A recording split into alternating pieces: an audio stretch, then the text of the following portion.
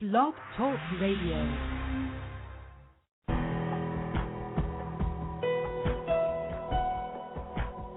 Welcome to our program on Kardec Radio.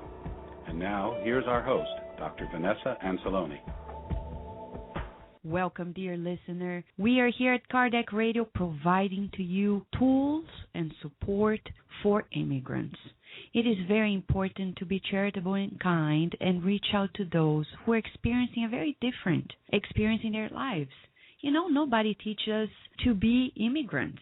Funny enough, because probably we should open schools to prepare people to become less stressed out. So let us understand in this show what it is to be an immigrant and how we can empower people to at the professional and also the spiritual level. And that's the reason why we are providing to you the best resource that we have at hand. Dr. Nara Venditti has lots of resources to share with you. We have the honor to have here in the show with us today, Dr. Nara Venditti, and we're going to tell you more about her, the amazing work she has been doing over the years, and how she can share good news and good tips and hints for you, and many resources. And in the second part of the show, we're going to tell you about the spiritual support for immigrants. By the way, let's talk about Kardec Radio now. Kardec Radio is already in 51 countries. Can you believe it? It's been 4 months, and we already have listeners in more than 51 countries. And in the United States alone, 4 more states, and we conquered the whole U.S. It's funny, but it's true. People in the United States are enjoying Kardec Radio so much that 70% of our listeners are in the United States. Then in Canada, and in third place, the United Kingdom, and then Ireland, and other loving countries as well. Share the news with your friends. That's why we have Kardec Radio based in your web. Because through the web, you can share it with anyone. We don't depend on a specific frequency of a radio station because we are in the internet and everybody can listen to it. And if you're not able to listen to it every Saturday at 11 a.m., you can listen to it on demand. And you can also download it to your iPod through iTunes. Kardec Radio is at iTunes. You can download it for free. Yeah, we keep it free because this is a way for us to reach out to the whole world and nourish the souls of everybody. You know that we have a special promotion at Kardec Radio. Through a collaboration with Strand Releasing, if you email us at kardecradio@gmail.com, you can answer 2 questions that are in our webpage, kardecradio.com, and tell us the answers, and we're going to give you a gift. Astral City, the DVD. It's just coming to the United States. This blockbuster in Brazil is finally in the States. And you can share this with many people and relieve the hearts, open your minds, because life is more than the eyes can see, for sure. So much more that when we talk about immigration, years ago, I remember talking to a mentor, and he shared with me, Mentor Joseph, said, Vanessa, immigrating is like reincarnation.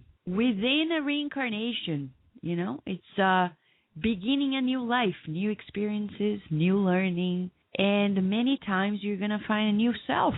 The problem is that we don't forget what's happened before in this very life, and that's the advantage of reincarnation, because when you begin again, you start fresh from scratch. When you immigrate, that's not the reality. You can bring good baggage from where you're living before, but sometimes those memories can be an impediment because they boost your melancholic state, etc., etc. So when we talk about immigration, we are talking about this very concept that we find in the Spirit's book, question 167, what is the purpose of reincarnation?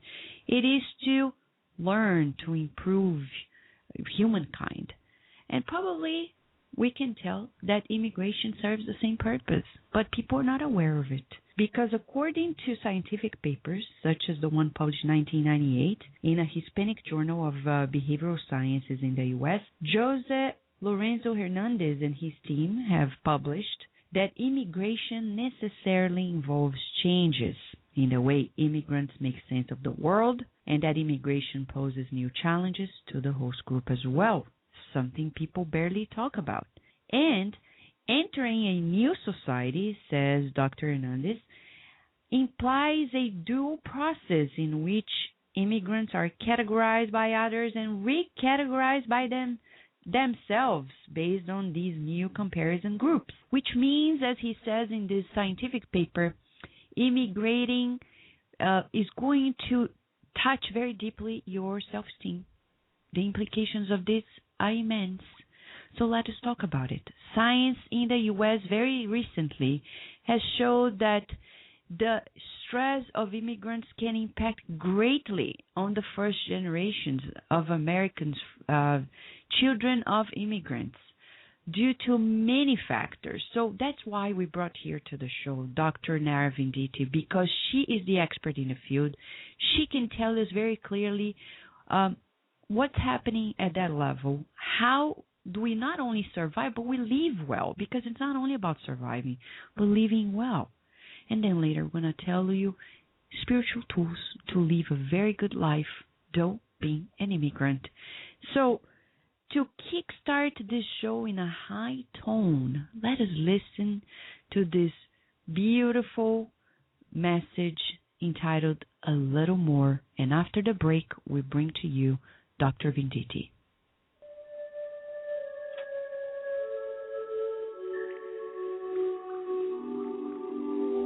A little more. You are under the impression that you have exhausted the stock of all your resources in a particular work of love. But if you persevere a little more in your devotion, no one can predict the laurels of light that will shine in your path. You are sick and intend to obtain a prolonged leave. But if you persevere a little more in your service, who can predict the treasure of new energies which will appear in your way? You met huge difficulties in the exercise of good deeds and wish to run away from them. But if you persist a little more in the building of benevolence, who can predict the triumph that your vested hours will collect from the living sources of charity? You believe you cannot tolerate the inopportune friend, the disobedient daughter or son, the thoughtless brother or sister, the fickle wife, or the foolish husband. But if you withstand a little more the difficulties in your household, who can predict the extent of the joy that is to reach your home?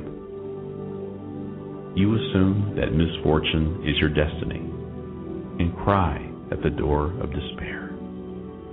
But if you cultivate a little more fidelity to your own obligations, who can predict the magnitude of your success in the tomorrow which draws closer? You experience enormous fatigue and do not wish to hear a long-winded friend.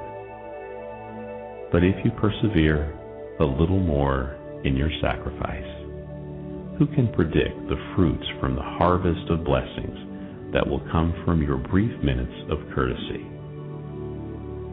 Notice that you too, in the pursuit of anything, demand incessantly a little more goodwill, a little more cooperation, a little more time, a little more kindness from your neighbor. Genius and patience are never ending. It is fair that you wish a little more happiness. For this, it is necessary that you play a helping part in the happiness of others. Be aware of the lessons of life, and you will understand that to be victorious is to work always in accordance with your duty and to serve a little more. We will return to our program after these messages. Kardec Radio, live every Saturday at 11 a.m. Nourish your soul with Kardec Radio. On December 6th, Strand Releasing proudly releases on DVD the Brazilian blockbuster Astro City, A Spiritual Journey. Based on the best-selling book by medium Chico Xavier, the film tells the story of André Luiz, a successful doctor who experiences an enlightening spiritual awakening after his death. When he wakes up in the spiritual world, he embarks on a new journey of self-discovery and transformation. From his first days in a dimension of pain and suffering until when he's rescued and taken to the spiritual astral city. With magnificent art direction and special effects that have never been seen before in a Brazilian production and feature an amazing score by composer Philip Glass, the film brings to the screen what life is like at the astral city that hovers in the upper layers of the Earth's atmosphere. Buy your copy now. Contact us at www.strandsreleasing.com.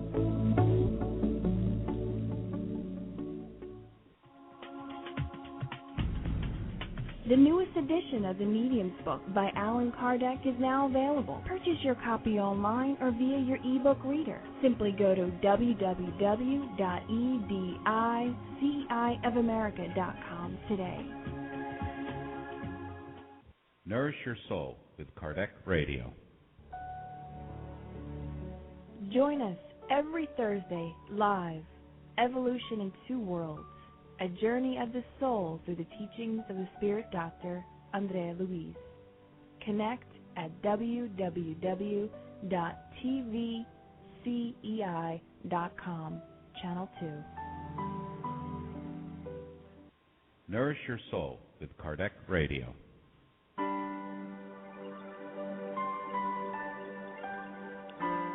Enrich your spiritual senses and deepen your foundations of Spiritism with the book, What is Spiritism?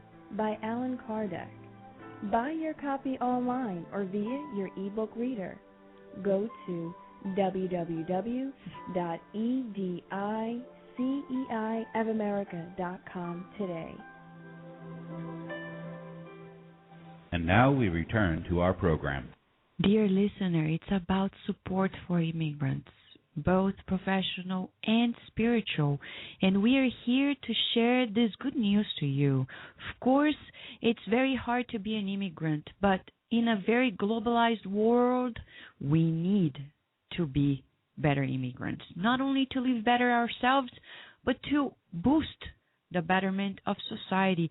Have you heard about the fact that now we have this expression, globalizing citizenship? It's very interesting. Science has recently said, through several different papers, that stress is a part of this acculturation process. Depression, anxiety, psychosomatic disorders are the most frequently identified mental health consequences in immigrants. And in that regard, we need to know what to do. We need to improve ourselves. That's why Kardec Radio is here to nourish your soul and bring the best resources we have at hand, the best tools and the experts in the field. Dr. Nara Venditti, she's here with us, and we are truly honored. She has been a collaborator with us over the years. She has been at the Spiritist Society of Baltimore years ago and gave a special training for us at the special Spiritist retreat that we put together when she was giving us the tools for better living as immigrants. And Dr. Nara Venditti is a nationally acclaimed educator, speaker, author, and coach. She's the president and founder of Succeed in America. What a beautiful name for a company. A consulting firm that specializes in global workforce competency, including cross-cultural communication, employability, managing workplace diversity, foreign-born employee development, and multicultural customer service. She has written many articles, more than 65 published works in these topics, and she has been working for more than almost 3 decades in the topic. She wrote books such as How to Get a Job in the U.S., Anna Mary Speak, and she has many more things to share with you. And I remember years ago when she came to the Spirit Society of Baltimore, we're also able to bring her to the University of Maryland, where she gave a very much appreciated workshop at the University of Maryland for students across campus in the Baltimore city. So here we are welcoming our dear Nara Venditti. Hi, Nara. Hi, Dr. Hi. Venditti. Thank you so much for being with us at Kardec Radio. How are you?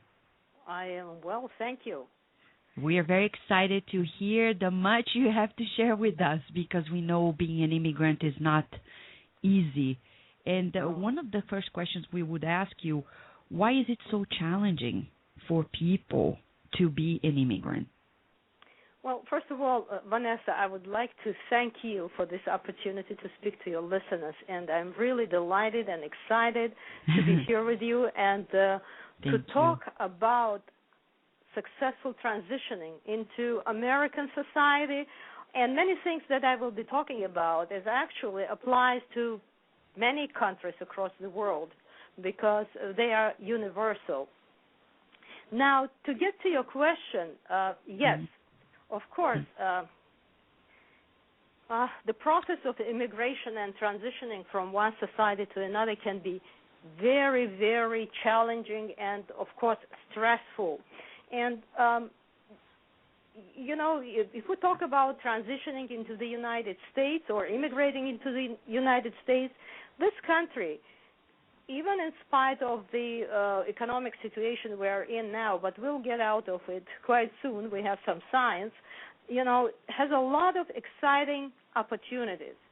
And at the same time, the choices and differences could be very, very overwhelming. And what happens, we become very anxious, sometimes like fish out of water. It feels like we lose familiar sounds and surroundings. And that creates may create a very strong and stress. So this traumatic transition is called into foreign culture. It's called cultural shock. And sometimes it could be quite serious. Now, very often it's very helpful to understand the process, so that the stress is diminished. Simply put, adaptation is presented in 4 stages.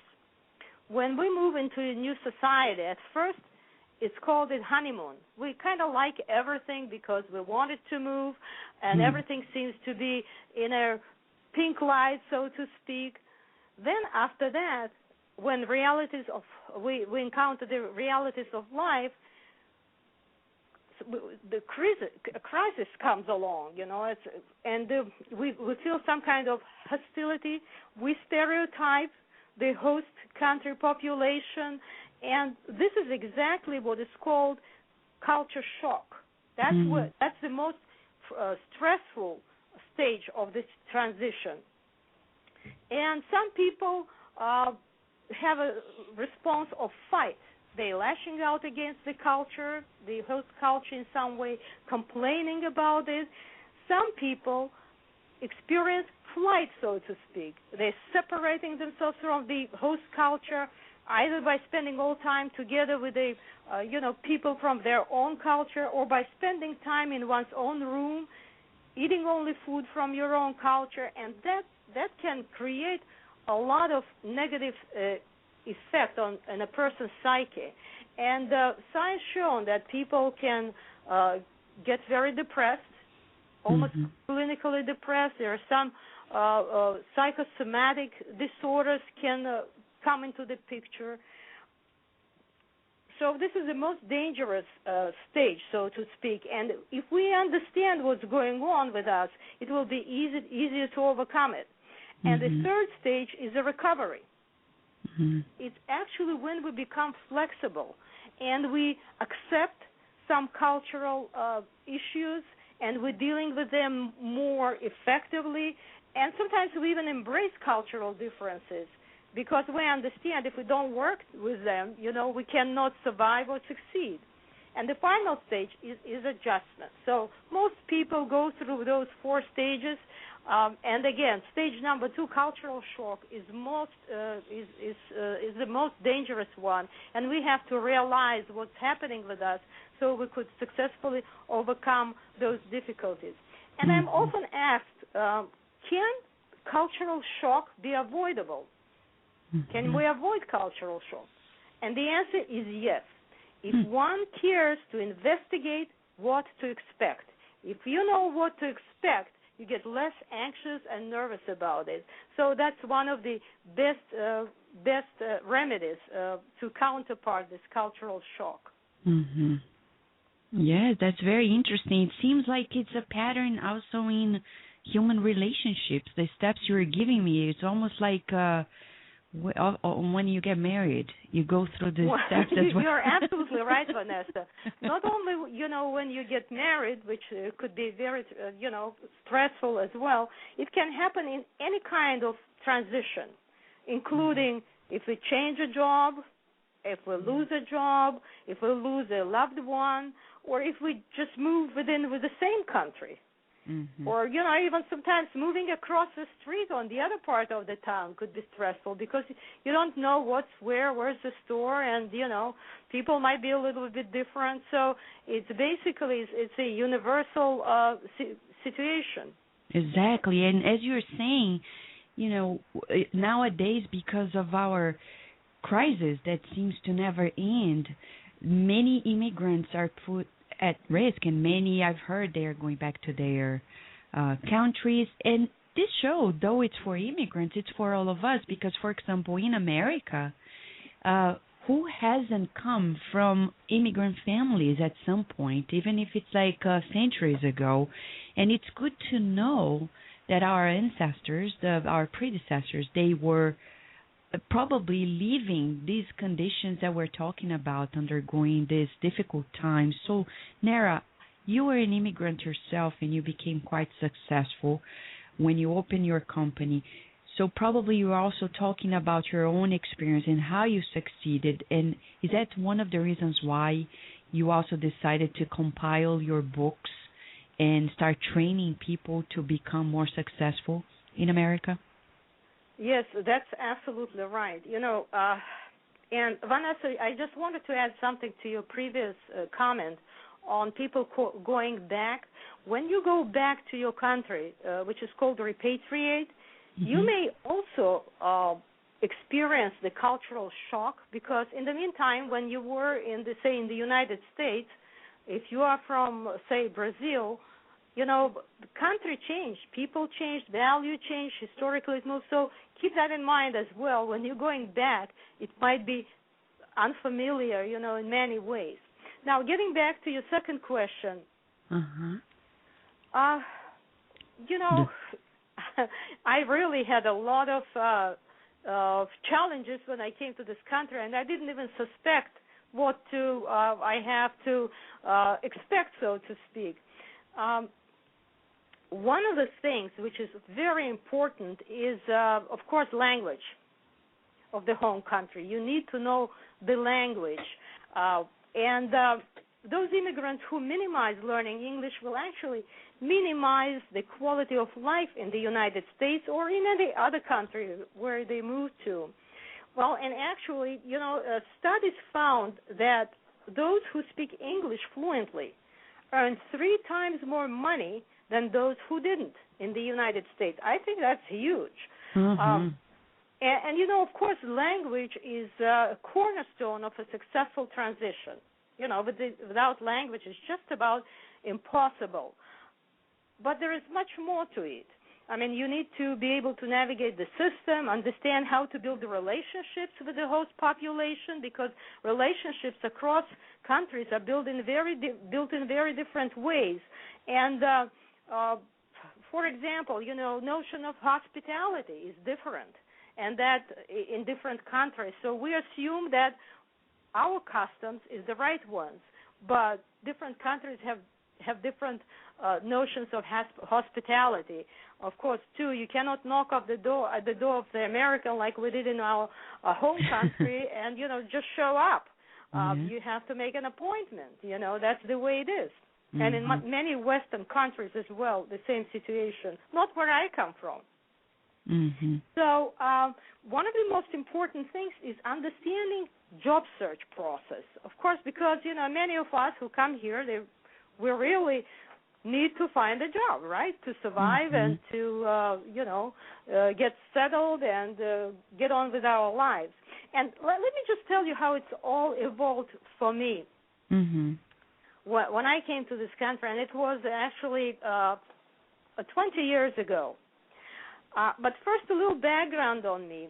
I arrived in the Soviet Union to the United States when the Soviet Union fell apart. I don't know if many of you may not remember because, we're younger, but at that time,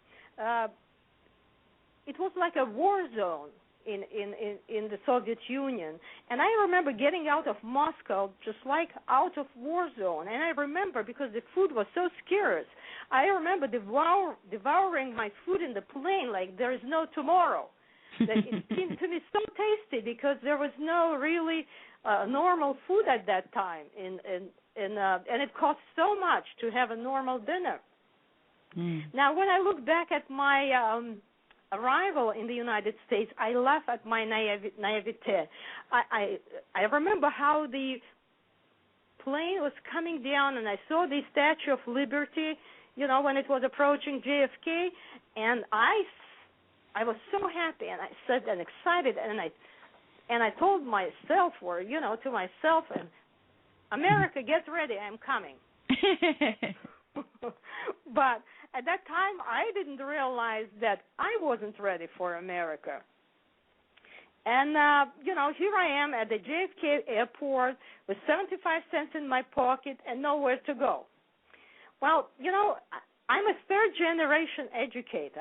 I was equipped with a doctorate degree and from one of the best universities in Russia, and I had a knowledge of English, a working knowledge of English. I could read maybe Shakespeare in the original, but it's very different from conversational English. My knowledge was very different, and I thought that I have credentials to quickly establish myself in my new home, but I was wrong.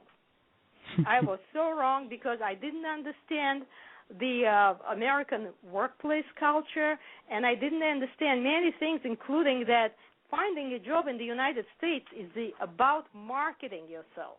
Yes. So, to cut the story short, I won't tell you all my tribulations and all my difficulties, but let me just a few words about my first interview. It's very interesting because it was at Harvard University, not less, not more. Somehow they liked my credentials because on paper they looked good, and so, like they say in America, I blew up the whole thing because, first of all, I didn't know what kind of questions they're going to ask me. I didn't know how to dress. You should see me then. I had a long brown dress, boots, and and I had dangling earrings, amber, very beautiful ones, and amber wide belt too much. So I looked very professional, but not from the American standpoint. And what I did everything wrong. And it probably when that interviewer saw me, she said, "Well, she's gonna dance here now, Kazachok, a Russian dance, or what she's doing." But anyway, I didn't get that job. And at that point, I didn't have any idea what constitutes professional image in the United States, in the American sense, because it varies across cultures too. So I didn't know how the American workplace works, how to speak English clearly. That was another one. What constitutes professional image? What factors will help me to move in my profession, to move up in my job? So I made a lot of mistakes, overcame a lot of misconceptions, and as a result, and now I'm answering your questions. Your question. I have learned a lot of incredible things. They seem to be very incredible at that time because of the differences, and that's why I wrote my books and developed my seminars and coaching sessions so that others have a shorter learning curve. And it's like my lifelong mission, so to speak. Mm-hmm. Yes, you're right. And I think your books are fantastic in that regard because, as we often say to many people, we've been talking about support for immigrants.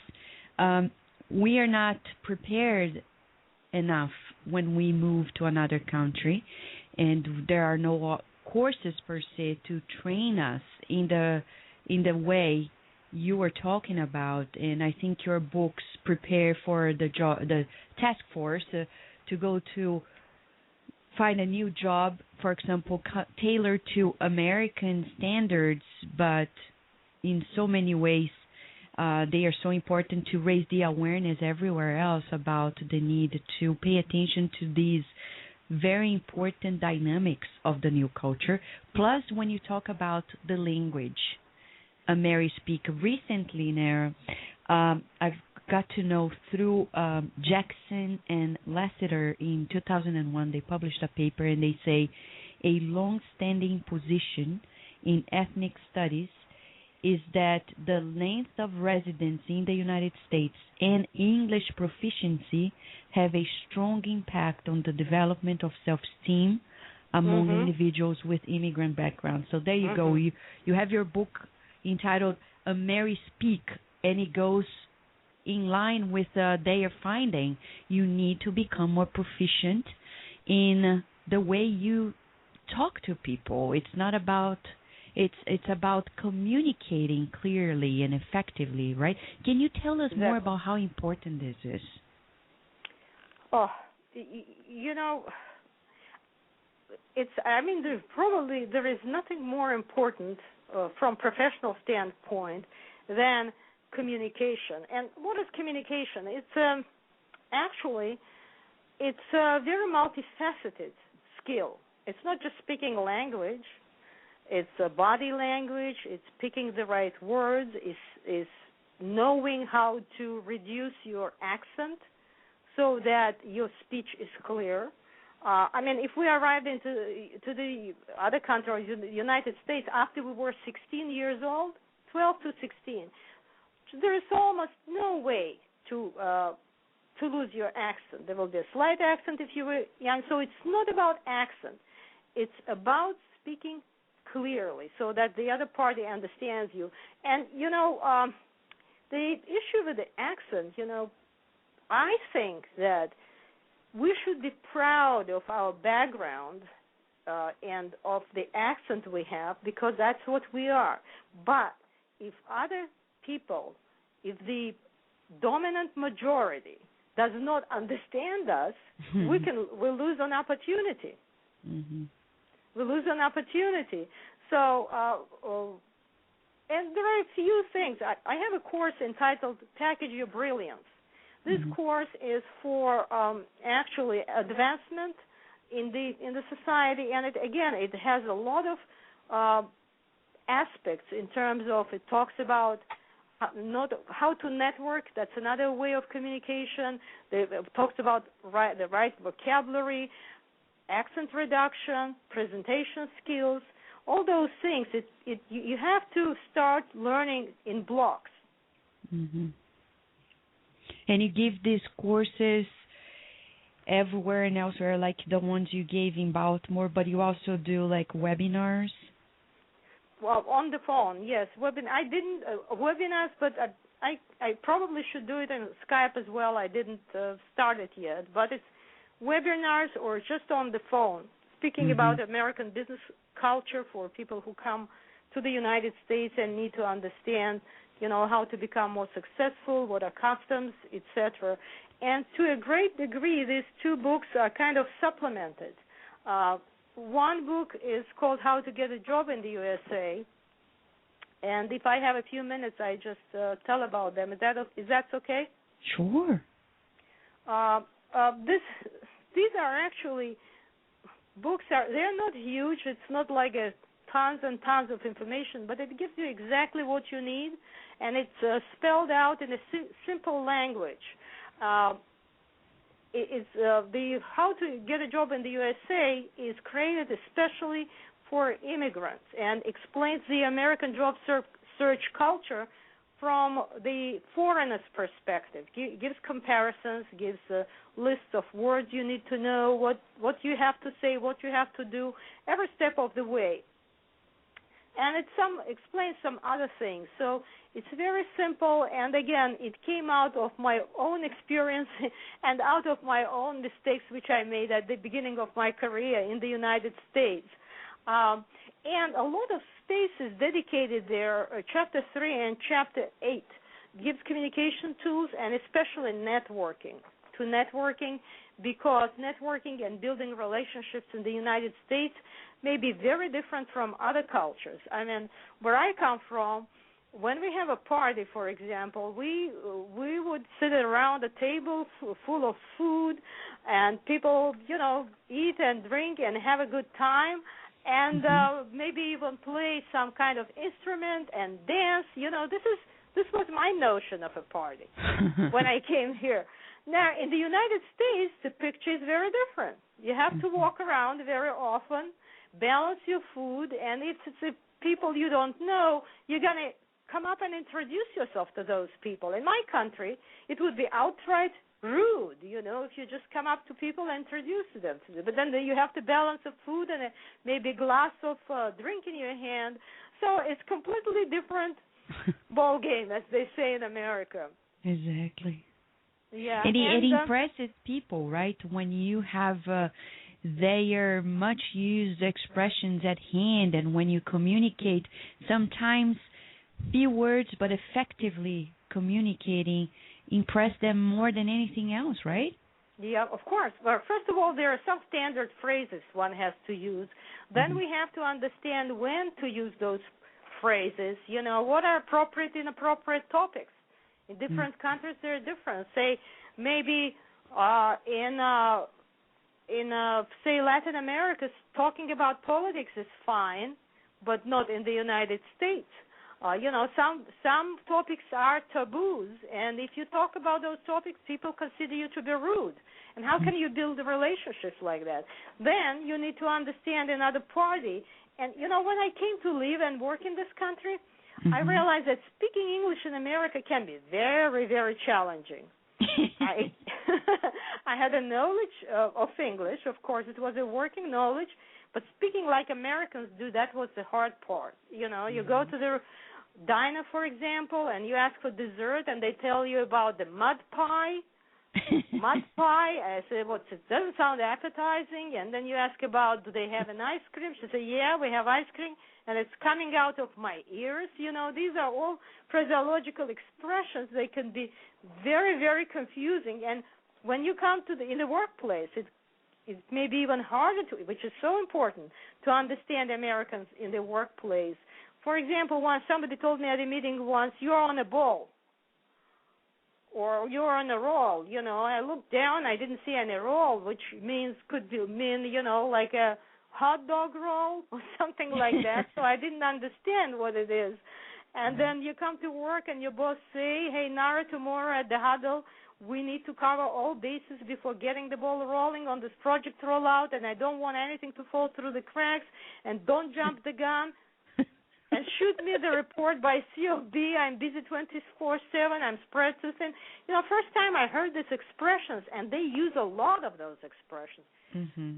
I said to myself, what the heck is that? And then, by the time we start thinking about it, foreigners, communication goes on, and we don't understand the rest. It can be very, very confusing and ineffective. So it got so frustrating that that's what I did. I put together the AmeriSpeak and included the words there. So, but sometimes we foreigners also can confuse Americans when we misuse words.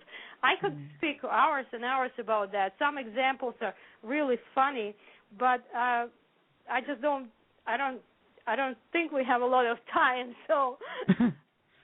Yeah, and I know I want to share with our listeners that if they want to dive more deeply into these books and buy them, they can go to your website, succeedinamerica.com, and there you have your contact as well, so for consulting and programs, etc. And we would also share with the Spiritist community that we never regretted bringing you here. On the contrary, we were very blessed at the Spirit Side of Baltimore when we brought you here for that training, because it really opened the minds of all of us for so many important points, because it's all about living well. It's not only surviving. So, Nara, we're going to give a short break, and we'll be right back with you so to get to know more about these tools to live well as immigrants. Thank you. Thank you. We will return to our program after these messages.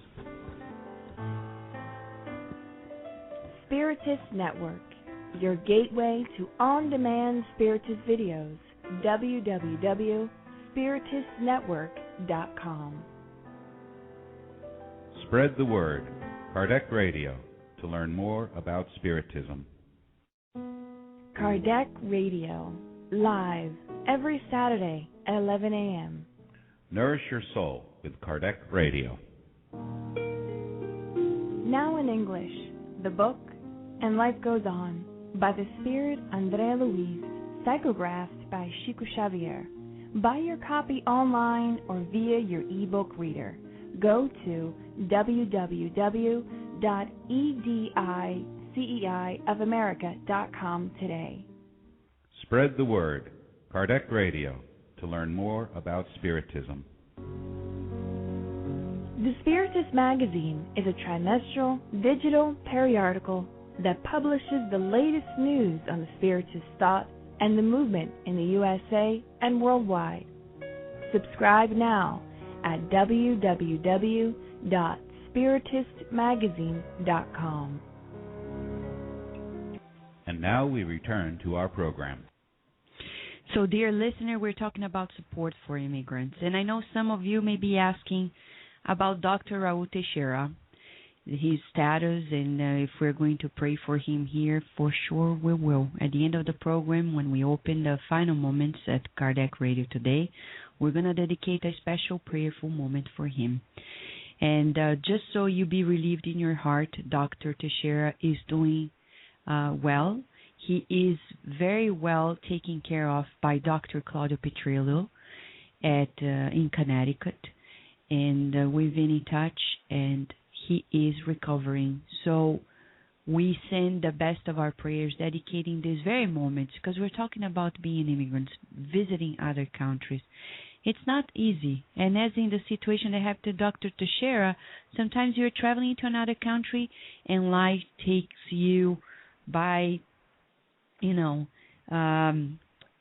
these challenging times. And he is doing well in the hospital, and hopefully he's going to be out of there, back to Brazil very soon. So, Dr. Venditti, we were having fun here as you were sharing so many interesting passages of your life, and I bet it's about many people who are there listening to us, and they have their share.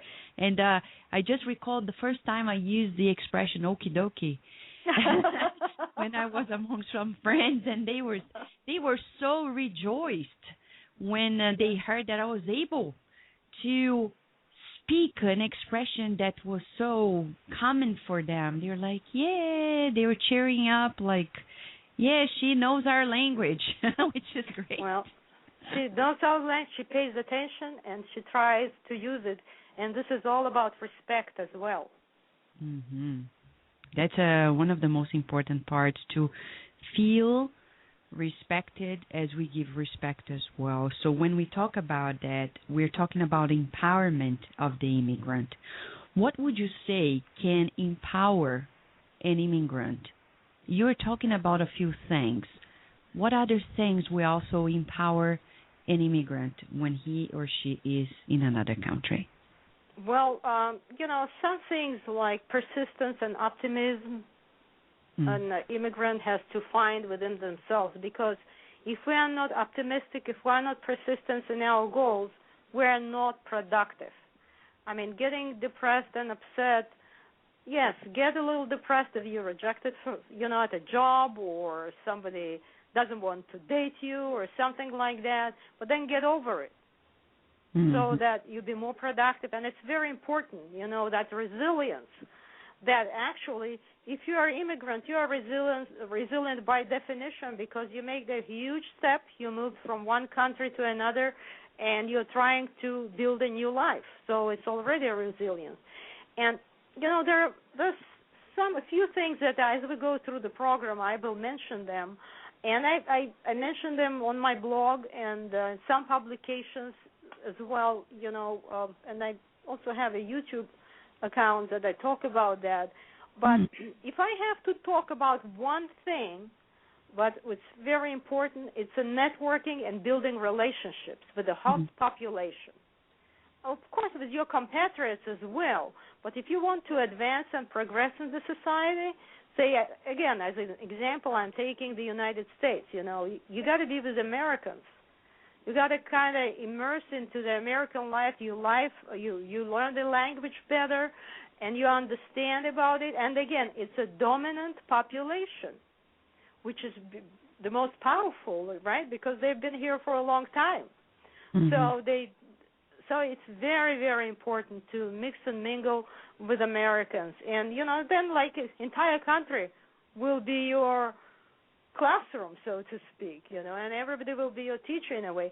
But jokes aside, networking is not a rocket science, but it is a science. You need to know the rules, how to build the relationships, because networking should be a part of strategy for any professional, not only to network to get employed. Now, let me just define networking. What is it? It's building contacts, right? It's making contacts for professional purposes. And in the meantime, while we do that, we can get a lot of friends along the way, by the way. It's for professional purposes, but also you gain friends and many good people who can change your life, positively. And, how to do that? In the United States, the rules are quite different. You need to know them, and then you need to practice. So, and one of the things people have to do is, if you don't have it yet, it's my advice to every listener who lives in the United States and maybe across the world, but I am talking about examples in the United States because there could be variations. Begin to develop your self-introduction. Or elevator speech, as they call it in America. What it is, it's describing yourself in a few words. That's what self-introduction is. And, when you talk, it should be very short. What do you do? Say, if I take my example, I help immigrants succeed in American society. I help foreign-born speakers advance. I help Americans understand foreign cultures. For example, and depending on the situation, you present your in different way. If you are at a wedding, for example, and they don't ask, what do? You just say that I am a cousin from the bride's cousin, for example. You don't talk about professional if it's not appropriate, so you got to develop this sense and judgment, what's appropriate in each situation. And, you have always to work on your self-introduction, improve it, and it has to be dynamic. Mine is always under construction, for example, because of the different situations I am in. So self-introduction, 1, 2, and then in the workplace you need to be able to talk about your accomplishments. And there is a special formula how to talk about accomplishments. In many countries, talking about yourself and how good you are about your successes is inappropriate, it's rude, but not in the United States.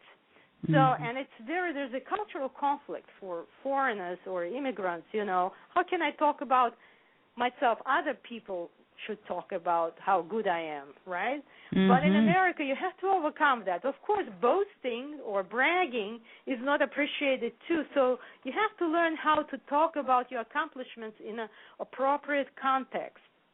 Then things like body language, space, how far people stand from each other varies in different countries, and it's very important for building relationships. Eye contact, touching. I come from a very culture which is very touchy. People touch each other very often, and the frequency that people touch each other varies across cultures. You can't really touch Americans a lot unless you're a friend, and you have to know how to shake hands. Especially for women, that's important because their handshake sometimes is very weak, but men could be very strong. But then Americans have this beer hug, which in my country would be inappropriate.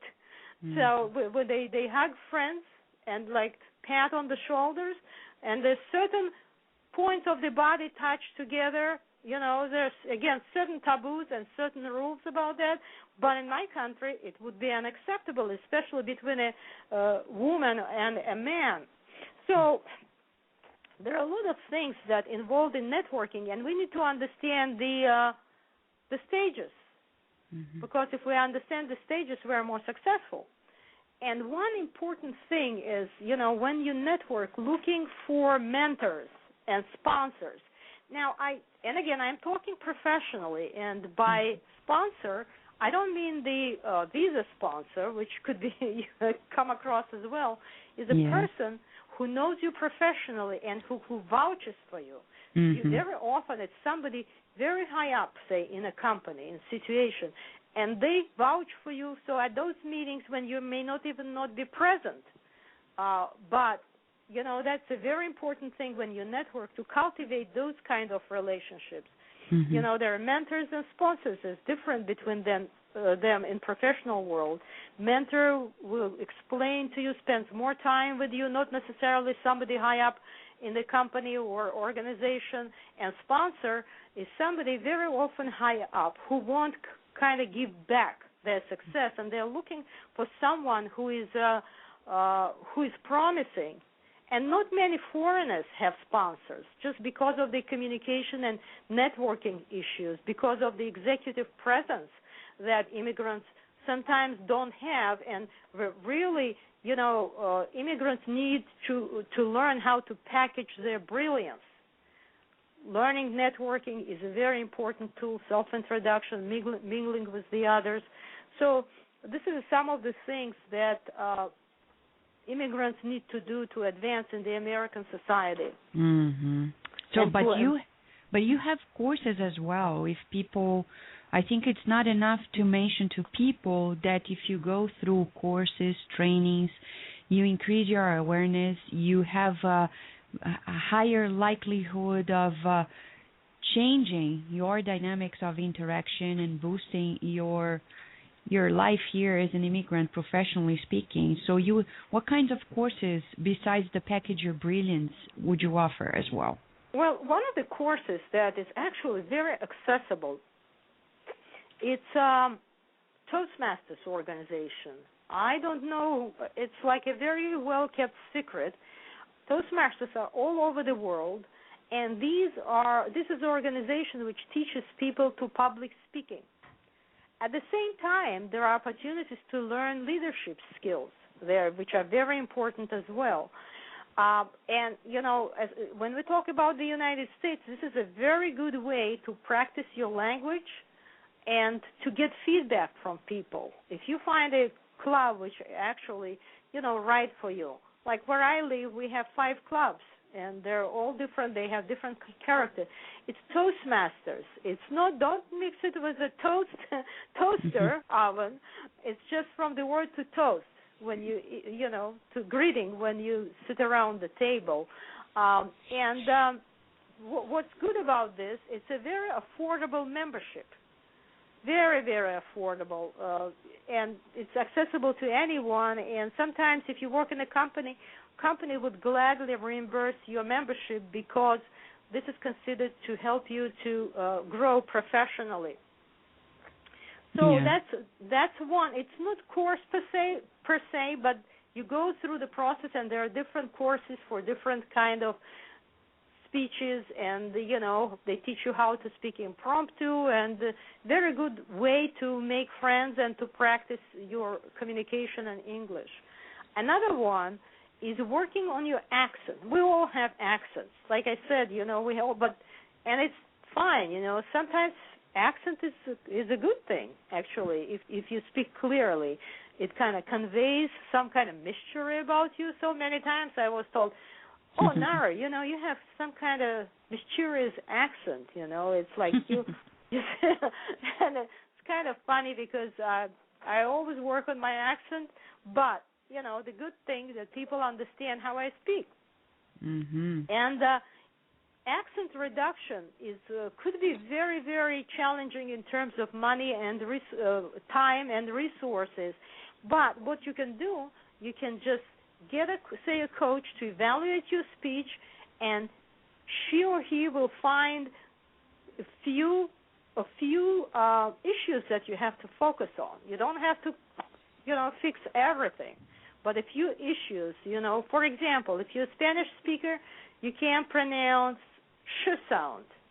You say chi instead. I mean, cheat and shit, these are different things and could be very confusing when people listen to you. And, if you speak Chinese, R and L could be mixed up depending from which part of China you are. And instead of supplies, you say surprise or vice versa. That could be very confusing. There's a few issues that each language speaker has individual differences and also national differences that you can just fix them and move forward. Instead of taking it structured accent reduction courses, which could be very good as well if you have time and resources. Then one of the most very important branding tool for an individual is making presentation. This is kind of continuation of Toastmasters. Toastmasters helps you to learn how to make presentation because in the American society, it's very important to be able to express yourself because it's a very verbal society. If you don't express yourself properly, don't talk about your accomplishments, Americans would assume that you don't have any. You got to talk about it. That's the way the culture works, and it's a very direct culture as well. And making presentation American style could be a very, very wonderful tool to build your personal brand, which is so important. We all have brands. It's like Nike has a brand. Nara has a brand too. Succeed in America has a brand, or individual person has a brand because it's expectation people have about you, and it is consistently positive. Like it builds your brand. So presenting is very, very important. And if you're a technical person, you need to learn to present to non-technical audiences. Why non-technical? You need to learn to speak very simply about your field because when you are presenting to non-technical audiences, that could be public, it could be somebody from high level in your company, and that's how you find sponsors, that's how you move up because people have to notice you. You don't stand in front of the group and talk about things, people won't notice you because especially when you're an immigrant, you get stereotyped. For example, stereotype can be positive too. Oh, foreigners are good at math. And always you get projects that you have to go somewhere in the back room and calculate something. Every time you do it better. And then there is a stigma. They don't let you to go to meetings with the client. Somebody else is going to the meeting with the client, and you sit down somewhere in the smaller room and do those calculations. Now, if you're happy with that, that's fine. But if you're not, you have to go to your boss and make it known that I would like to do something else. I would like to because I want to develop my executive presence. I want to be on the phone with the customers one by one, and then, little by little build that part of your professional image. So these are the things that, you have to do in the first place. Of course, building executive vocabulary is very important. Brushing up on grammar is very important. Know how to write professional emails or write a memo. And, what's the good thing that many professional documents are standard. If you learn the one way and you go, it's good. And then you have to observe. If you're in a company, how the others do and copy it. So then another thing, actually, a very dangerous thing is in the language, getting back to language and communication, prepositions. Prepositions are so different in different languages, and they present a lot of challenges for foreigners. Sometimes we don't even realize that we misuse them, and that could be confusing.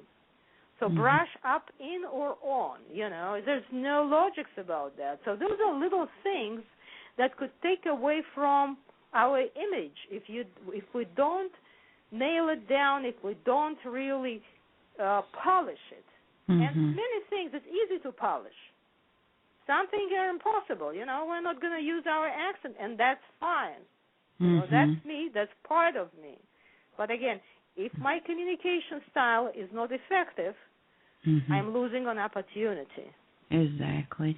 So, Nara, we actually have received a couple emails from people who would like to ask you questions, and we actually have a caller, besides others, that is already lined up to ask you a question. She is Priscilla, who is an immigrant and lives in Delaware, and she's doing her PhD there with her husband. Hi, Priscilla. Thank you so much for being at Kardec Radio. Oh, thank you. Thank you, and thank you, Dr. Venditti. It's really interesting. My pleasure. It's really interesting, everything that you've said so far, and I believe the book is going to be much more helpful as well. Okay. So one thing that I could see myself is in the stages that you mentioned, and it's incredible the way that I kind of went back from the time I arrived here until today, and I could see... and it's also clear the way that the states, the transition between them. And I believe that now I'm situated in the recovery stage. And I feel that sometimes the cultural shock sometimes comes back. Yes. The gap between the times that it appears, it's increasing, what I'm glad, but I still feel sometimes that I want to give up, I want to go back, and then I start finding all these things that I think it is wrong, but when I go out of this stage and then I go back to recovery, then I start seeing all the amazing things about this country and everything. And I'm glad that is a normal process. I was it's getting worried normal. about. And and I'm so glad, Priscilla, right? Your name? Priscilla, yeah. Yeah, it's okay. Is it okay to call you Priscilla? Shall I say? Sure, please. Yeah. Yeah. And it's very natural. I mean, wherever you live, and you live in your home country, there are bad days, there are better days, right? And then when we have bad days, what we need to do is to remember that a good day comes back. I'm coming out of a very prolonged disease. I cannot tell you, what kind of suffering I have endured until recently. But what kept me going, a friend of mine would say, just hang in there. And I knew, it'll go. Now it's bad, then it will be better. But this is, of course, an extreme example. But day to day, this is what's going on in our body affects us, right? It's not only the culture. Then, of course, we're learning is frustration with different things.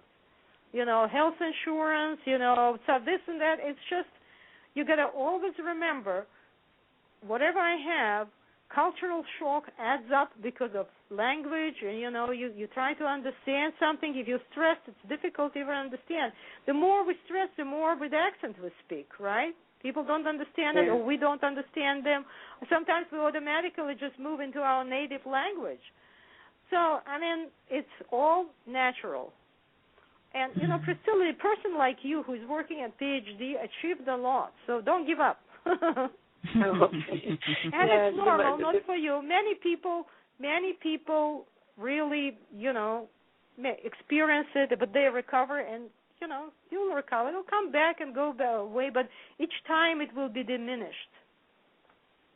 And could you please just briefly repeat what the judgment phase would be? Because I'm just wondering about what comes next. I remember you mentioning the judgment phase, but I don't quite remember exactly how it is. And is it a cultural shock? No, I don't remember I don't think I said. I can repeat it I don't know. Vanessa, should I go ahead and repeat it, or we don't have time? I remember from what you said that there is a honeymoon phase, cultural shock, recovery, and adjustment. It seems to me that the judgment phase is the cultural shock phase, isn't it? Oh, yeah, so it's adjustment. Oh, okay. Adjustment. Oh, Yes. adjustment. Number 4. Okay. It's like it's a final phase.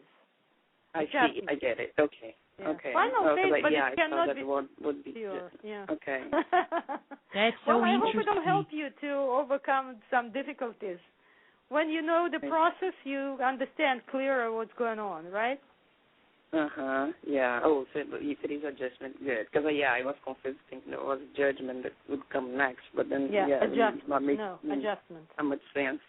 And one last thing is, how can we if you have any advice for us regarding prejudice, because that is something that I've been facing, even in the school realm where we have a lot of people from other countries, and it's normal to have foreigners, but I still face prejudice, and that is when my cultural shock comes back, when I need to face a situation like that.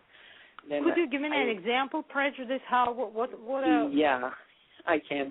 So last presentation that I was participating at the school, I was pointing a specific point, a specific issue in the colleague's work. I tried to make it very kindly and trying to ask him what were the contributions that he was trying to achieve, and so that at the time that he was defending his work, he would not face that question again, and maybe in order for him to improve it or to make it clear beforehand, so he would not have the questions. And then I felt that,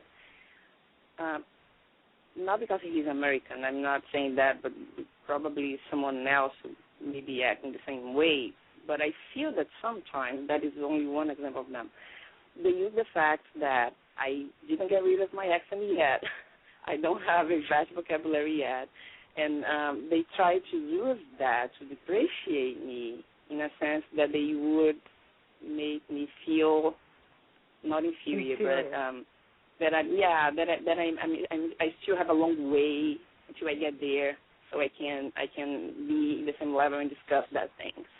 So I feel that these behaviors to kind of make me or stop asking maybe or I don't know, but I feel in other situations that they maybe use the language sometimes to make me and I feel that it's prejudice.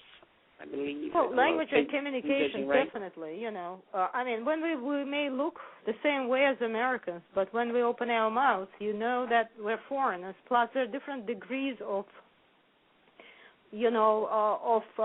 ability to communicate effectively and assertively.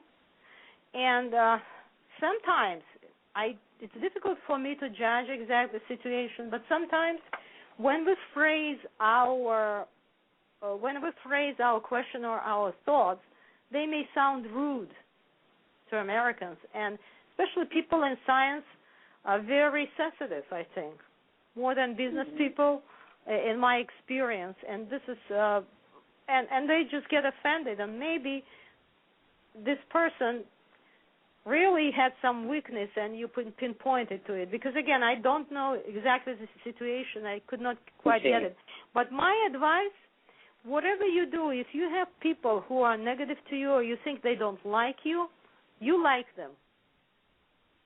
When you show your kindness and you like them, it will be difficult for them not to like you. It's just our nature.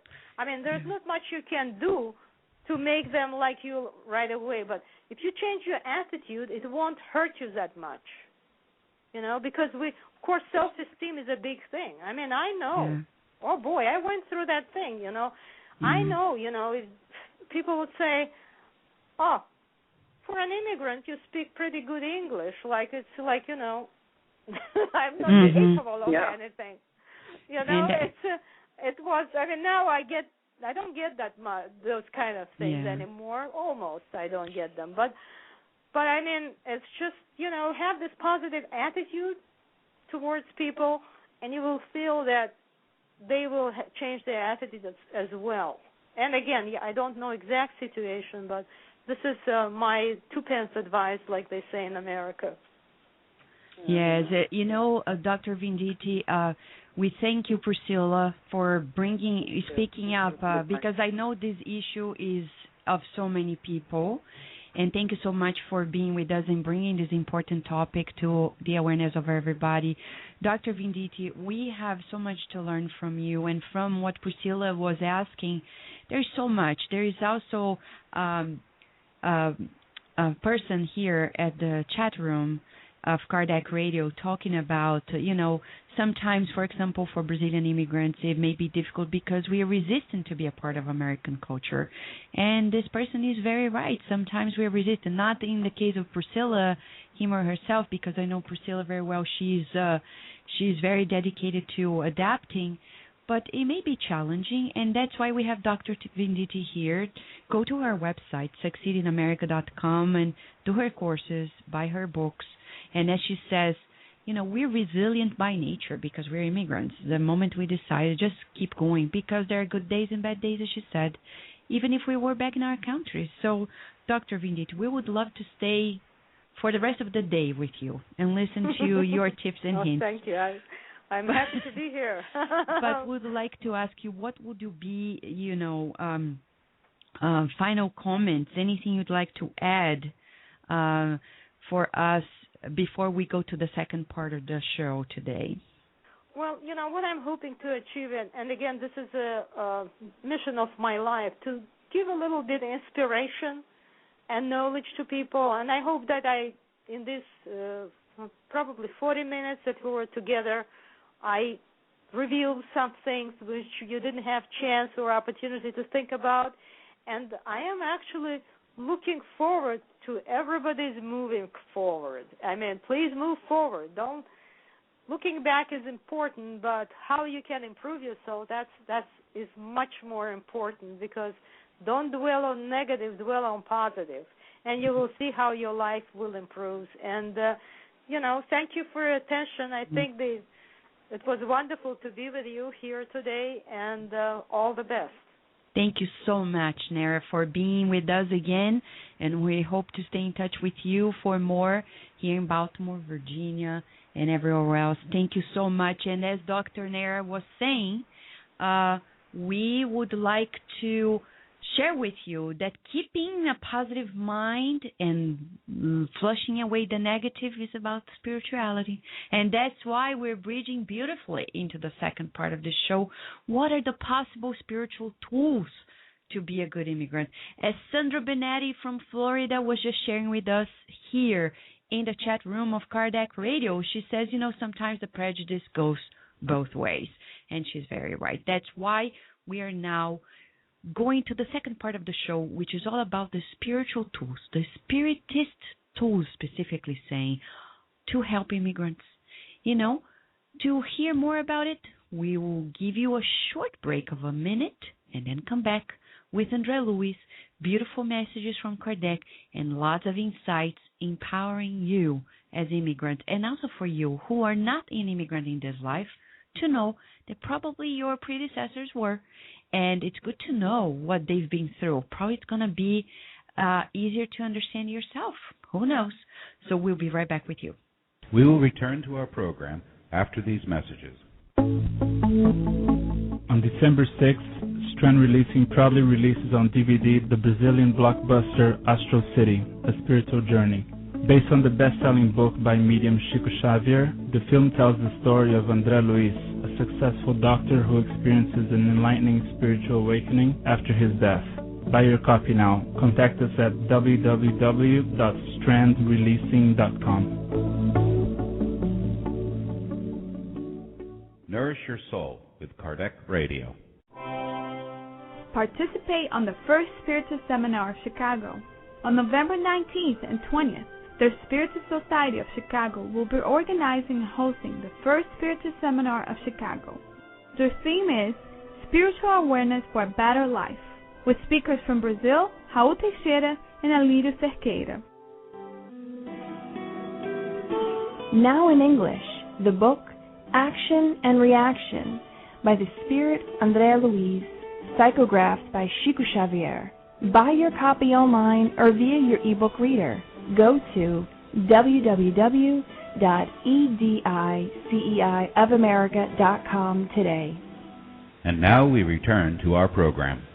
Oh, dear friends, today we have a special program in Chicago, organized by the Spiritist Society of Chicago and sponsored also by the United States Spiritist Council. It's the first Spiritist meeting that they are organizing there, and it's happening, and we support their work. You can watch them live through tvci.com, CEI.com, and enjoy it. Though the speakers from Brazil, Dr. Cerqueira and Dr. Teixeira, are not going to be able to be there, still they have great speakers who are there and are speaking to the public. So if you're in the area, go there, enjoy it. Go to the Spiritist Society of Chicago's website or the United States Spiritist Council's website and find out about it. It's beautiful. Now we're talking about immigration. What are the Spiritist tools for immigrants? For example, throughout the period of 4 years, we have done a survey throughout the many different centers in the United States to get to know more about the profile of Spiritists in America. The majority we know are Brazilians. So it's all about Spiritist immigrants in the United States. And we found out that the greatest challenges they face is the fact that they feel they are away from their family, they're away from the country, and language barrier. And these are things that we can in some way and form recuperate. And that's why we are here, to share with you tools. Because as Walt Disney said, very wisely, what a mind. If you can dream it, you can do it. And it's all about putting into practice what you are learning. When we talk about spiritual tools, we need to be open to the new. To be open to the new, let us hear. In this beautiful book, Among Brothers of Other Lands, the mediums Francisco Xavier and Valdo Vieira in 1965 were for the first time visiting the United States. And it's quite interesting because this book just came in the English version through the International Spiritist Council last October 2010. And this book is the result of their trip to the U.S. mostly. And through the time, in the first chapter, it's entitled Key Points for the Spiritist Who Visits Other Lands by the Spirit Dr. André Luiz, the same that we are announcing the movie Astral City.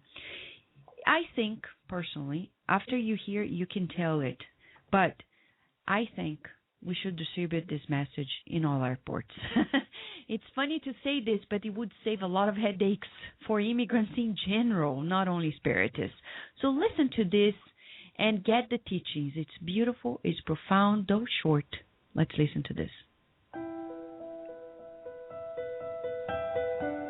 An excerpt from the book Among Brothers of Other Lands by the Brazilian Spiritist mediums Francisco Cândido Xavier and Valdo Vieira.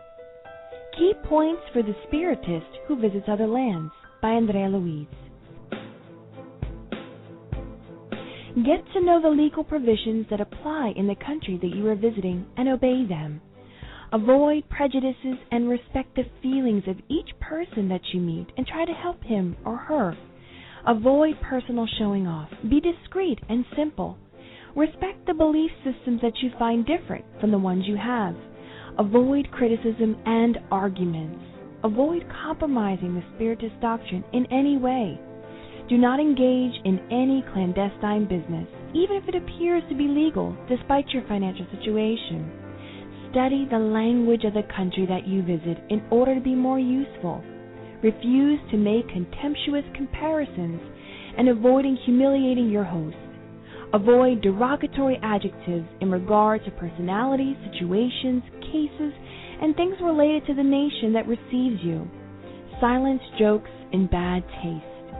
Do not give opinions concerning the difficulties of the area which you visit without a thorough knowledge of the causes that produce them. Do not create problems. As far as possible, avoid financial debts wherever you are.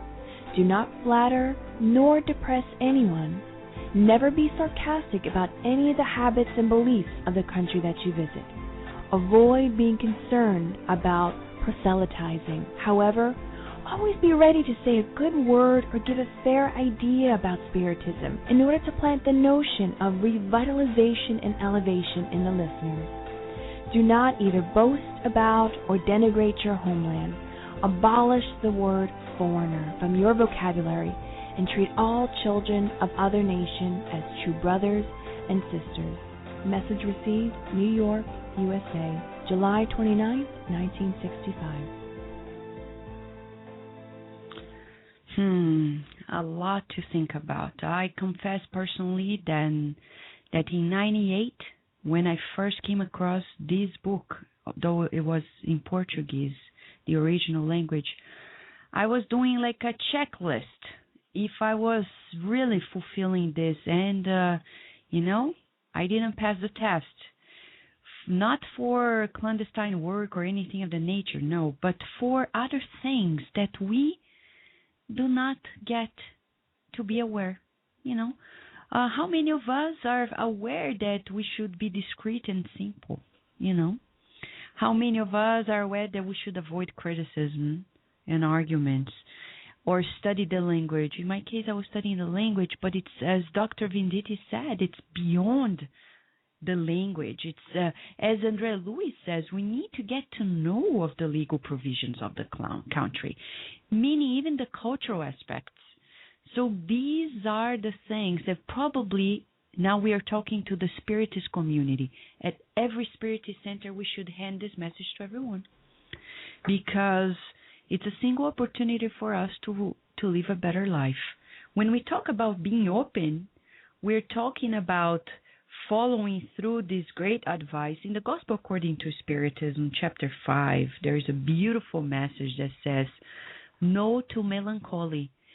Because as Dr. Venditti was saying, it's a natural phase that we're going to have, like the cultural shock. And she says we can avoid it, maybe prevent it, maybe remedy it.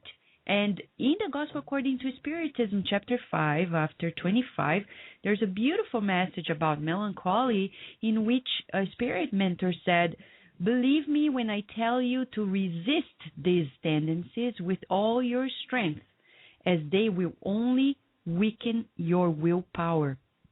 When we become too melancholic about our previous culture, our country, our homeland country, we start weakening our willpower because we don't feel that we're putting the present as the most important time.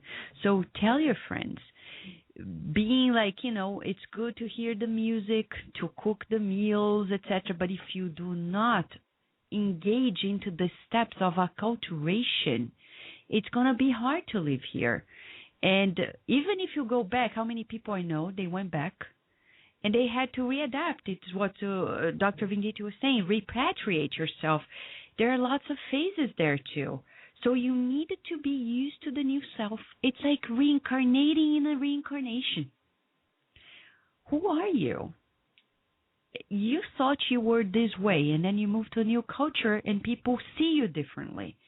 Not because you are different to them. Probably there are parts of you didn't know. Think about spiritual life. It's an opportunity that God is giving you to learn more things about yourself and tell you you're more than this encapsulated culture in which you're born.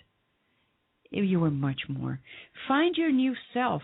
Dive into this new reincarnation within any reincarnation. Because to learn the new, we need to be open. And we assure you that when you are open to the new, great things can happen. You can find potential inside of you that you've never seen before.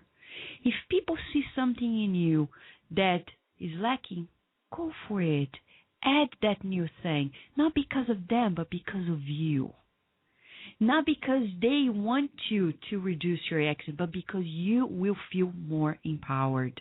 You will be more, aligned to that dynamic. So, as we said, the journal Social Psychology Quarterly in 2002, they published that immigrants who speak fluently the language have better self-esteem. So if you're not there yet, work on it. We need to work on it. Big deal. It's great. What is pride? Pride doesn't help us. So it's a great opportunity to work on our pride and be better. We're going to be better off. I think people who immigrate probably are going to discarnate much better, because if they open themselves to the new that is ahead of them and change your thoughts, open up to the wisdom of uncertainty, as Dr. Chopra says in his book, 7 Laws for Spiritual Success. In the wisdom of uncertainty lies the liberation of our past, of the noon, which is the prison of the past conditioning. So if you are feeling you're stepping in a realm that you haven't been acquainted with from a spiritual perspective, you are like blessed, because it shows that you're progressing. You are stepping in the new. Great, because that's why we are reincarnated, to learn, to progress. And if you are always in the realm of, the same opportunity, really, we're not progressing much. Science, neuroscience itself, has already proven through Dr. Fred Gage that you can have new neurons being born if and only if you make efforts to expose yourself to new experiences. So we need to boost the new inside of us. And we welcome uncertainty, though it may be stressful. But crying is not a big deal.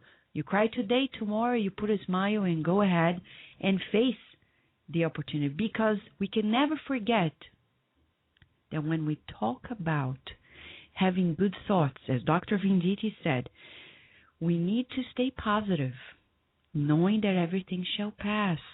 Let us remember that when we're doing that, we're connecting to other minds like ours. Remember, attracting good spiritual company. What kinds of company do you want to have when you're in a country? If we stay here always cursing the country in that cultural shock phase and saying, I don't like it, Americans are like this and Americans are like that, what kinds of spirits are we attracting to our company? Not very good ones. Why? Because the law of the mental field, according to Dr. André Luiz, in the book Mechanisms of Mediumship, he says each one of us will assimilate the influences that we attract to ourselves. So if we want to be blessed by good spiritual minds and be aligned and logged in with the guardian angels, we need to be positive. We need to bless the people who are around us, because they are children of God as we are, though different nationality. But this pride of nationality is not healthy, because we're limiting ourselves. And unfortunately, we see that also in the Spiritist movement. Many people are too proud of, Spiritists are everywhere. Brazilian Spiritists are making Spiritism known in the world. You know what? Jesus brought Spiritism through Allan Kardec, who was born in France at the time, and then it became a big movement in Brazil. But other countries will also have their roles in regard to that. So that type of pride of nationality is not healthy. We being that proudful about it is not going to help us. So there is also another thing we need to discuss, which is, to boost this transition into these new phases and remedy the cultural shock or even prevent it. Do the intelligent sleep. Do you know what the intelligent sleep is? Let me share with you. The intelligent sleep is something that is mentioned in the Spirit's book by Allan Kardec in the chapter about sleep and dreams. And it's the second part of the book. And he talks about that when the bodies are at sleep, we, the souls, can, in his own words, regain the society of other spirits superior to ourselves, talk to them, and gain instruction from them. Think about it. I've done it myself, and as I know many people have been doing this. You go there and you start, when you go to sleep, say a prayer and ask your guardian angels to take you to these institutes in the spiritual realm where you can boost your language skills, your cultural awareness, preparation for immigration, this acculturation process. And when you wake up, you will feel ever more empowered. Count on those 8 hours that you're there laying down and think about it. And think about the opportunity. We have here a question by Sandra Benetti in Florida when she is asking us a little more about the name again of the study regarding the relationship of self-esteem and learning the language. So Sandra, you can Google the study done by many authors, okay? But this one is by Jason Schneidker, and he published this in 2002 in the Journal of Social Psychology Quarterly. You can Google it. It's about self-esteem and speaking English. There are many other studies as well. And you see the importance of speaking the language. And we say this in all spiritist centers we go. If you keep yourself speaking in Portuguese in the centers, you're not helping your people. Many people say, but Vanessa, we need to do it in Portuguese because our people, poor them, they are suffering in the process of immigration. Well, if you want to boost their well-being as an immigrant, put your meetings in English. You know why? Because science already proves that if you empower them to speak in English, they will be better. And you know, self-esteem has a high correlation with obsession. Low self-esteem is open doors to spirit attachment. So you don't want immigrants in our centers, like ourselves, who go there and they are so grumpy about the culture. When they leave the center, what types of spirits they are connected to? If they are cursing the place where they are living in, the people of the country, etc. Our centers need to be places to help immigrants live better life. Teach them English if you're in the United States. Teach them whatever language of the country. But do not keep the Spiritist Center as a ghetto of the country where you were born, because that is not empowerment.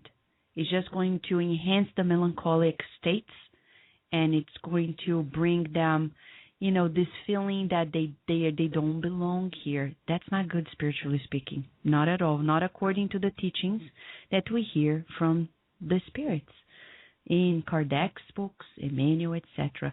And, you know, coming to the centers and receive the fluid therapy through the blessed water, the healing passes, can be very reestablishing the balance and boost this best in us. And always we would say one of the major therapies for everyone to recover from anything and to be prepared for better is, remember, you may be in need, but there are people who are in greater need than you. So how about if you serve others? Do volunteering work. Reach out to others. It's a great opportunity to mix and mingle, as Dr. Venditti said.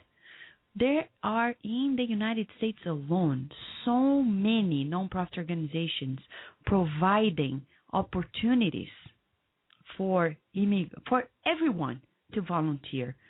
Google it. Go there, mix and mingle with people in this country, in every country you're living, and in that way, you are boosting your acculturation progress, and at the same time, you're helping others find inner harmony.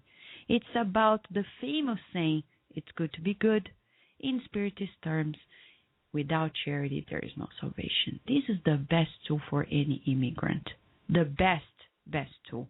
And we have one last question here by Priscilla Moraes, who was just here with us, and she's in the chat room asking this very question. How can we feel and identify the barrier of having a harmful pride of our country to a healthy and grateful one? Because I also believe Americans are so joyful to the fact that they are really proud of America. Priscilla, it's a good question, And we would dare to address it by saying the following. In the Gospel According to Spiritism, in the introduction of the book, there is a passage in which Allan Kardec talks to us about the universal concept of Spiritism. And he says that Spiritism has come for, without the impediments of nationality, etc. And why we're talking about this? We're talking about this because it's good to be grateful to our culture. It's good, like in America. I think when people are proud, oftentimes it's about being grateful because, when we study the culture of America, it wasn't a piece of cake to become independent. It was very tricky. It was very difficult. They had to fight. And this is what many people don't understand. They had to fight for it. And that's why they're so proud of it, because it came out of a lot of sweat, blood, and tears. Not saying we shouldn't be proud of our cultures elsewhere, but pride as a word in itself, if we redefine it in the Spiritist terms, is limiting. So we want to be grateful. As Priscilla is mentioning to us, it's always good to be grateful. For example, if you're from Brazil, we bless it. If you're from Russia, bless it. But we need to train ourselves to understand that we haven't reincarnated only here. This reincarnation maybe was in Brazil or Russia or America, but what about previous ones?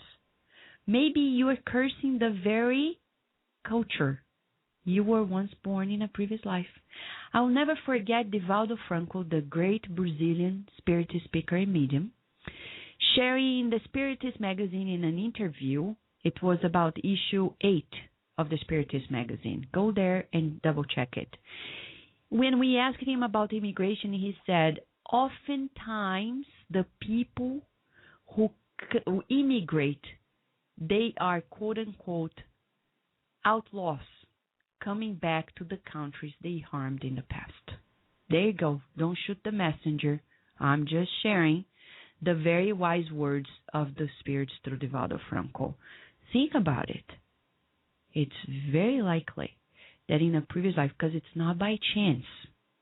And to wrap this show up in a higher tone, I'll never forget when Mentor Joseph shared with us the following. He said, every country, every nation has a spiritual governance as much as our planet Earth. And people who immigrate, either legally or illegally, they were given a spiritual green card first. Can you believe it? If you're listening to the show and you don't have a permanent residency wherever you're living, the good news is that at least you have a spiritual one. Now it's a matter of materializing, making it manifest here and now. It's a matter of time, persistence, optimistic values, as Dr. Venditti was sharing with us. There's so much more. And one of the main references for us is this book, Among Brothers of Other Lands. Several spirits brought messages through the mediums Chico Xavier and Valdo Vieira while they were traveling in the United States in 1965. Go to the EDICEIofamerica.com and buy your copy, or at Amazon.com. Buy your copy. We have it in ebook format and also as a printout. And enjoy, because it can be life-changing. And we know when we talk about immigration, it can be a life afflictions that we're talking about. We want to make these final moments of our encounter today as a special moment to pray. Because prayer is this connection of mind to mind with higher minds in the universe, with our dear Creator, God. God wants us to progress. God did not create us perfect, but perfectible. And prayer is a good moment for us to rejoice. This is therapeutic time for us, dear friends.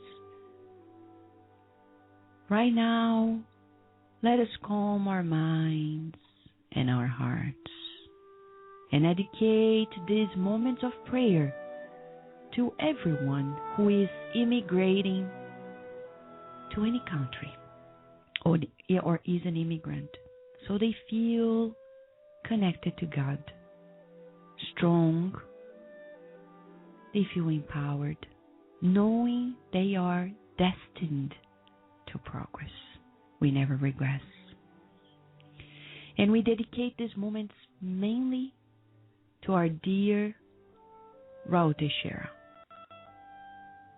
Dear Raul, we know you are in the best care in the United States, surrounded by good friends, by good doctors led by Dr. Petrillo. And we wish that these prayers become true healing remedy for you. For we are truly grateful for the many years of your persistence, of your kindness, illumination you brought to all of us, everywhere and elsewhere in this country and in the world. Dear listener, we are going to say a prayer that Allan Kardec dedicates in the book, chapter 28 of Gospel According to Spiritism. During life's afflictions, there is a special prayer. And let us pray now in this line of thoughts. Almighty God, who sees our difficulties, deign to listen favorably to the pleas that we send you at this moment.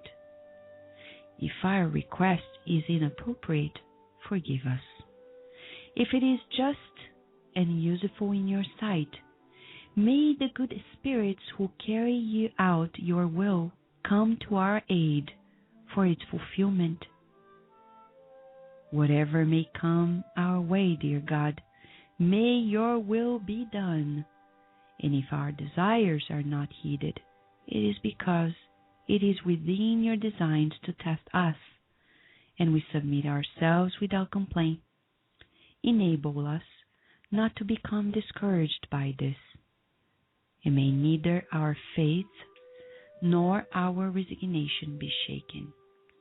And we request that immigrants from the past, our predecessors, the immigrants of the present and of the future, always feel at greater ease in the learning of the new experience. We know, dear Lord, that everything shall pass, but may it pass with wisdom. May we learn the lessons of each and every day. And we are here especially now, sending our most deeply gratitude to all the ones who came before us and laid the grounds of current civilization. The great thinkers, the great human beings of humankind on earth, who opened new progress to all of us. And now we dedicate this final moment of prayer to the health of our dear Raul Teixeira, the people who are caring for him, and a big hug of gratitude, especially, dear Lord, onto Dr. Nara Venditti for kindly sharing with us tools of a lifetime so we can be better, live better, and progress always. We thank you always, and so be it. Dear listener, next show is going to be pre-Thanksgiving show, so it's going to be different because it's going to be on a Wednesday. So this, in a few days, we're going to have two very special shows during Thanksgiving time, a pre and post-Thanksgiving, to make this Thanksgiving season ever more special. And on Wednesday, we're going, in the evening at 7 p.m., we're going to have a live show on medical intuition with the renowned Dr. Norman Shilley. And soon after, in a week, on Saturday, a post-Thanksgiving show on premonitions and the science of premonitions, and you will hear more from us through the email. Don't forget, share this good news with your friends and everyone in your life, because Kardec Radio is here to nourish your soul. Thank you so much. God bless us all. Thank you for listening to Kardec Radio, broadcasting live every Saturday morning at 11 a.m. Eastern Standard Time. Email us and share your comments at www.kardecradio.com. Until next time, we wish you many blessings.